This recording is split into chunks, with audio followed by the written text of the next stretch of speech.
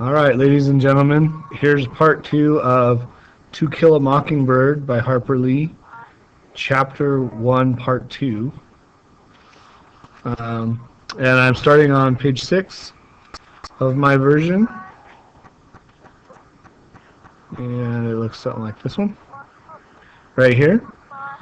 And now that we have the big question of the story, what led to Jem getting his arm broken, we got that out of the way, we're going to find out more about the setting and um, and more about Scout and Dill, because Dill is part of that question, what led to Jem getting his arm broken. So, going to pick up on page 6, which is exactly where the movie version picks up. Macomb was an old town, but it was a tired old town when I first knew it. In rainy weather, the streets turned to red slop. Grass grew on the sidewalks. The courthouse sagged in the square. Somehow it was hotter then. A black dog suffered on a summer's day. Bony mules hitched to Hoover carts flicked flies in the sweltering shade of the live oaks on the square. Men's stiff collars wilted by 9 in the morning. Ladies bathed before noon, after their 3 o'clock naps, and by nightfall were like soft tea cakes with frostings of sweat and sweet talcum. People moved slowly then. They ambled across the square, shuffled in and out of the stores around it, took their time about everything. A day was 24 hours long, but seemed longer. There was no hurry, for there was nowhere to go, nothing to buy and no money to buy it with, nothing to see outside the boundaries of Macomb County. But it was a time of vague optimism for some of the people. Macomb County had recently been told that it had nothing to fear but fear itself. And I pulled that up for you. It's Franklin Roosevelt's speech. This is a day of national consecration. And I am certain that on this day my fellow Americans expect that on my induction into the presidency, I will address them with a candor and a decision with the present situation of our people impels.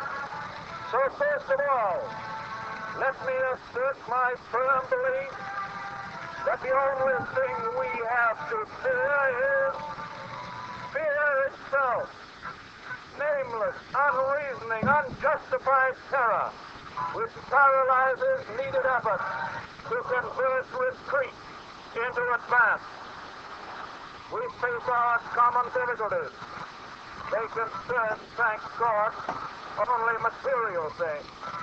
So Franklin Roosevelt, when he was inaugurated, spoke about nothing to fear but fear itself.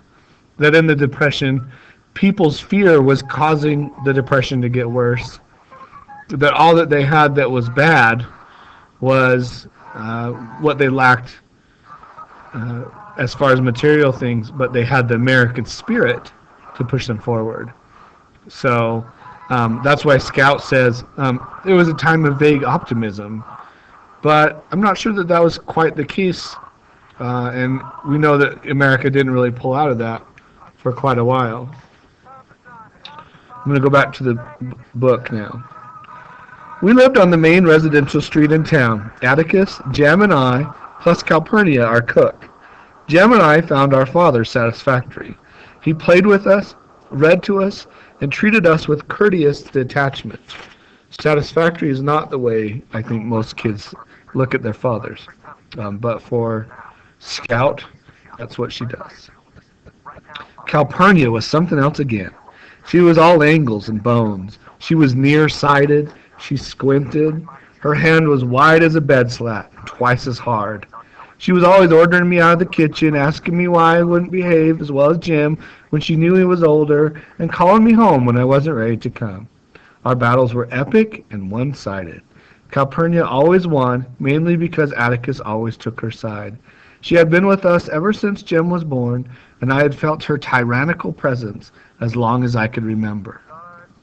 Our mother died when I was 2, so I never felt her absence. She was a Graham from Montgomery. Atticus met her when he was first elected to the state legislature. He was middle-aged then. She was 15 years his junior. Jim was the product of their first year of marriage. 4 years later I was born, and 2 years later our mother died from a sudden heart attack. They said it ran in her family. I did not miss her, but I think Jim did. He remembered her clearly, and sometimes in the middle of a game he would sigh at length, then go off and play by himself behind the car house.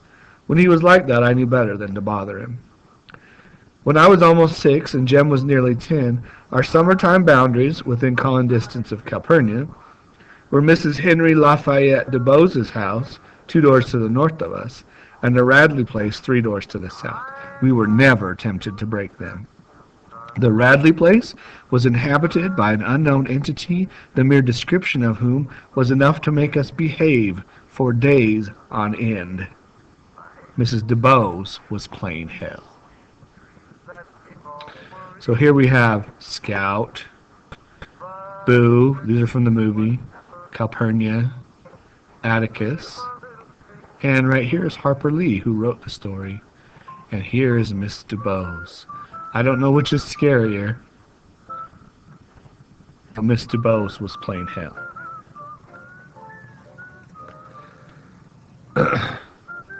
That was the summer Dill came to us. Let's find Dill. Here he is, right here. Early one morning, as we were beginning our day's play in the backyard, Jim and I heard something next door in Miss Rachel Haverford's collard patch. We went to the wire fence to see if there was a puppy. Miss Rachel's Ret Terrier was expectant. Instead, we found someone sitting looking at us. Sitting down, he wasn't much higher than the collards. We stared at him till he spoke. Hey yourself, said Jim pleasantly. I'm Charles Baker Harris, he said. I can read. So what, I said. I just thought you'd like to know I can read. You got anything that needs reading, I can do it. How old are you, asked Jim. 4.5. Going on 7. Shoot, no wonder then, said Jim, jerking his thumb at me. Scout yonder's been reading ever since she was born, and she ain't even started school yet. You look right puny for going on 7. I'm little, but I'm old, he said. Jim brushed his hair back to get a better look. Why don't you come over, Charles Baker Harris, he said. Lord, what a name. It's not any funnier than yours. Aunt Rachel says your name's Jeremiacus Finch. Jim scowled. I'm big enough to fit mine, he said. Your name's longer than you are, but it's a foot longer. Folks call me Dill, said Dill, struggling under the fence. Do better if you go over it instead of under it, I said. Where'd you come from? Dill was from Meridian, Mississippi, was spending the summer with his aunt, Miss Rachel, and would be spending every summer in Macomb from now on. His family was from Macomb County originally. His mother worked for a photographer in Meridian, had entered his picture in the Beautiful Child contest, and won $5. She gave the money to Dill, who went to the picture show 20 times on it. Don't have any picture shows here except Jesus ones in the courthouse sometimes, said Jim. Ever see anything good? Dill had seen Dracula, a revelation that moved Jim to eye him with the beginning of respect. Tell it to us, he said. Dill was a curiosity. I love that. He was a curiosity. He wore blue linen shorts that buttoned to his shirt. His hair was snow white and stuck to his head like duck fluff. He was a year my senior, but I towered over him. As he told us the old tale, his blue eyes would lighten and darken. His laugh was sudden and happy. And he habitually pulled at a cowlick in the center of his forehead. He's kind of a weird kid, I guess. Funny-looking kid. When Jill reduced Dracula to dust, and Jim said the show sounded better than the book, I asked Dill where his father was. You ain't said anything about him? I haven't got one. Well, is he dead? No. Then if he's not dead, you've got one, haven't you? Dill blushed, and Jim told me to hush, a sure sign that Dill had been studied and found acceptable. Thereafter, the summer passed in routine contentment. Routine contentment was improving our treehouse that rested between giant twin chinaberry trees in the backyard, fussing, running through our list of dramas based on the works of Oliver Optic, Victor Appleton, and Edgar Rice Burroughs. In this matter, we were lucky to have Dill. He played the character parts formerly thrust upon me. The ape in Tarzan, Mr. Crabtree in the Rover Boys, Mr. Damon in Tom Swift. Now these kids, they know stories, either they read them or they had them from the radio. Um, but if we look at what those were, we can look that up. These were the kinds of stories they had. This giant telescope here, and Tom Swift and his electric rifle, Tom Swift and the photo telephone. So they were like science fiction stories for the 1930s. But by the end of August, our repertoire was vapid from countless reproductions, and it was then that Dill gave us the idea of making Boo Radley come out, which is what Jem's argument is. The Radley place fascinated Dill. In spite of our warnings and explanations, it drew him as the moon draws water, but drew him no nearer than the light pole on the corner, a safe distance from the Radley gate.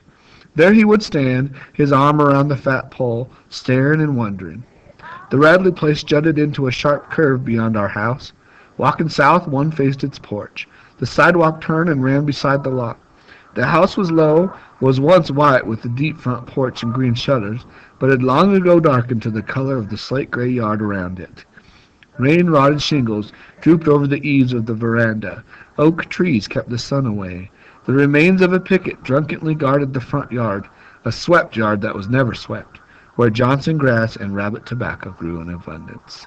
So it's like a haunted house. Inside the house lived a malevolent phantom. People said he existed, but Jem and I had never seen him. People said he went out at night when the moon was down and peeped in windows. When people's azaleas froze in a cold snap, it was because he had breathed on them. Any stealthy small crimes committed in Macomb were his work. Once the town was terrorized by a series of morbid nocturnal events. People's chickens and household pets were found mutilated. Although the culprit was Crazy Addie, who eventually drowned himself in Barker's Eddy, people still looked at the Radley place, unwilling to discard their initial suspicions. A Negro would not pass the Radley place at night. He would cut across to the sidewalk opposite and whistle as he walked, sort of a superstitious way to pass the house. The Macomb school grounds adjoined the back of the Radley lot. From the Radley chicken yard, tall pecan trees shook their fruit in the schoolyard, but the nuts lay untouched by the children. Radley pecans would kill you. A baseball hit in the Radley yard was a lost ball, and no questions asked. And I think if we look for a map of Macomb,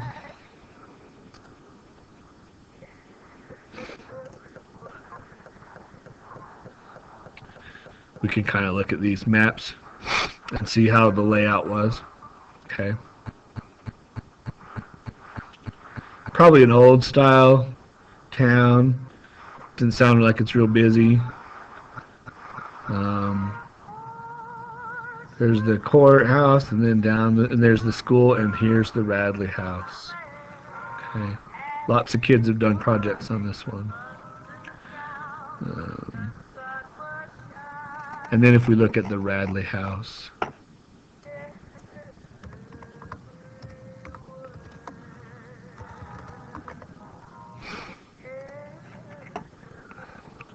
there is the house in the movie.